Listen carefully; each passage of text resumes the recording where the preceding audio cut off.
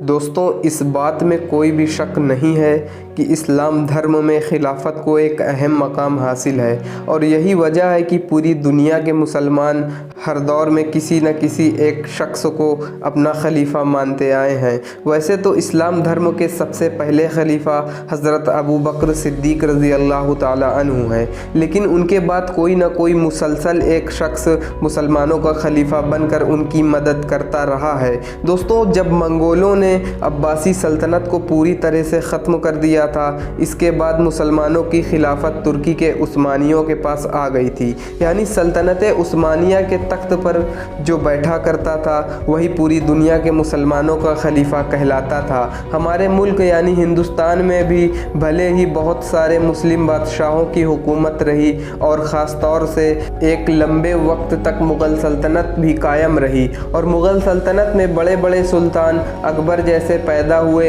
लेकिन तमाम बादशाहों ने, चाहे वो किसी भी सल्तनत के हों, सब ने सल्तनत उस्मानिया के सामने अपना सर झुकाया था और हिंदुस्तान में भी कायम होने वाली हर मुस्लिम सल्तनत अपना खलीफा सल्तनत उस्मानिया के तख्त पर बैठने वाले बादशाह को ही माना करती थी। दोस्तों, हिंदुस्तान के मुग़ल सल्तनत के बादशाह अपने दौर में सल्तनत उस्मानिया के सुल्तान को कितनी ज़्यादा इज़्ज़त दिया करते थे और उन्हें अपने से कितना ज़्यादा बड़ा तसव्वुर किया करते थे, इसका अंदाज़ा आप सिर्फ उन ख़त को पढ़कर लगा सकते हैं कि जो ख़त मुग़ल सल्तनत ने सल्तनत उस्मानिया के सुल्तान को भेजे थे। मुग़ल सल्तनत के अलावा भी चाहे हिंदुस्तान की कोई भी छोटी बड़ी रियासत हो या फिर पूरी दुनिया की कोई भी मुस्लिम रियासत हो, हर किसी ने सल्तनत उस्मानिया के सुल्तान के सामने अपने सर को अदब से झुकाया है और हर किसी ने सल्तनत उस्मानिया के सुल्तानों को पूरे मुसलमानों का खलीफा तस्लीम किया है।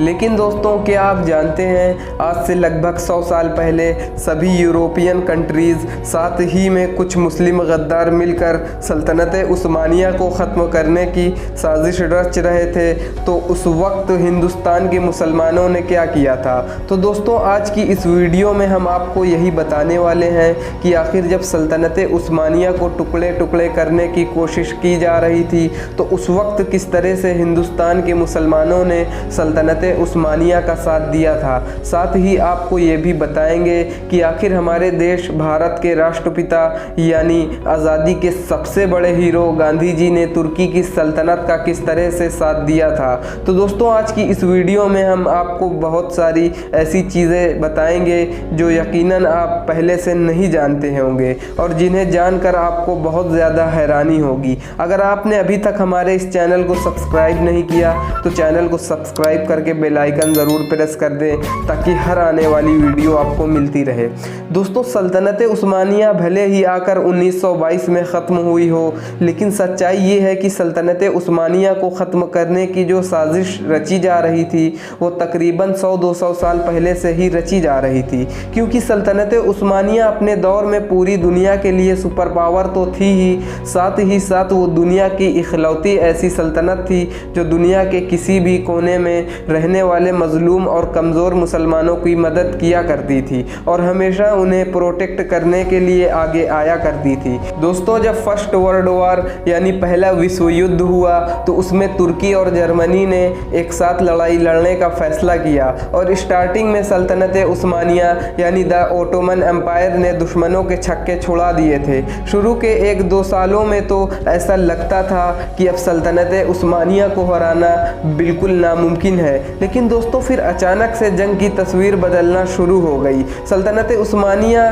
की जो उस जंग में काफ़ी मजबूत पकड़ बना चुकी थी, अब वो उस जंग में काफ़ी कमज़ोर नज़र आने लगी और इस कमज़ोरी की जो वजह थी वो अरब देशों में सल्तनत उस्मानिया के ख़िलाफ़ बगावत हो जाना था, क्योंकि सभी यूरोपियन कंट्रीज़ ने मिलकर अरब देशों में कई अपने जासूस दाखिल किए और वहाँ के मुसलमानों को बहका कर सल्तनत उस्मानिया में बगावत करवा दी। और जाहिर है, जब अपने ही सल्तनत के अंदर बगावत हो गई तो सल्तनत उस्मानिया उस जंग में अपने पाँव नहीं जमा सकी। आखिरकार सल्तनत उस्मानिया वो जंग अपने लोगों की गद्दारी की वजह से हार गई। सल्तनत उस्मानिया को कमज़ोर देखकर सभी यूरोपियन देश ने इसका फ़ायदा उठाना चाहा और सल्तनत उस्मानिया को ख़त्म करना चाहा। लेकिन जब सल्तनत उस्मानिया को ख़त्म करने की खबर पूरी दुनिया के साथ साथ हिंदुस्तान में भी पहुंची तो हिंदुस्तान के मुसलमानों को बड़ा दुख हुआ और उनके दिल पर इस बात का बड़ा गहरा सदमा पहुंचा। लिहाजा ऐसे हालातों को देखते हुए हिंदुस्तान के बहुत सारे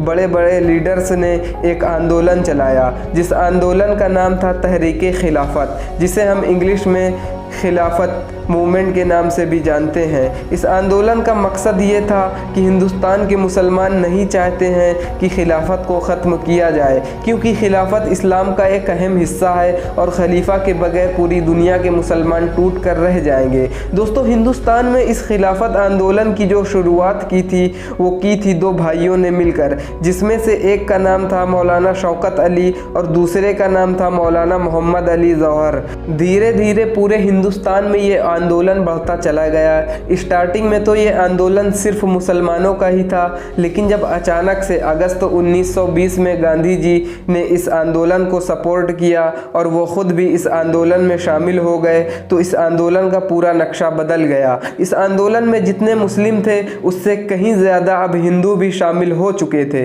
ये आंदोलन 1919 से लेकर 1924 तक चला था। इस खिलाफत आंदोलन से भारत में रहने वाले ब्रिटिश गवर्नमेंट से ये मांग की थी कि तुर्की के ऊपर से तमाम दबाव को हटा लिया जाए और उससे किसी भी तरह का कोई भी समझौता न किया जाए। सल्तनत उस्मानिया को फिर से बिल्कुल वैसे ही कायम कर दिया जाए जिस तरह से पहले वो हुआ करती थी। इस आंदोलन को मजबूत बनाने के लिए और ब्रिटिश गवर्नमेंट पर और ज़्यादा दबाव डालने के लिए गांधी जी ने तमाम भारत में ये मुहिम चलाई थी कि जब तक सल्तनत उस्मानिया के ऊपर से तमाम दबाव नहीं हटा लिए जाते, हम बरतानिया में बनने वाले किसी भी प्रोडक्ट का इस्तेमाल नहीं करेंगे। यानी हर तरह के प्रोडक्ट का बायकॉट किया जाने लगा था। लेकिन अफसोस कि ये आंदोलन कामयाब होता उससे पहले खुद तुर्की देश में ही बगावत हो गई। मुस्तफ़ा अता कमाल तुर्क जैसे लोग जो खुद तुर्की में ही रहते थे, तुर्की के शहरी ही थे, वो लोग भी सल्तनत उस्मानिया के ख़िलाफ़ हो गए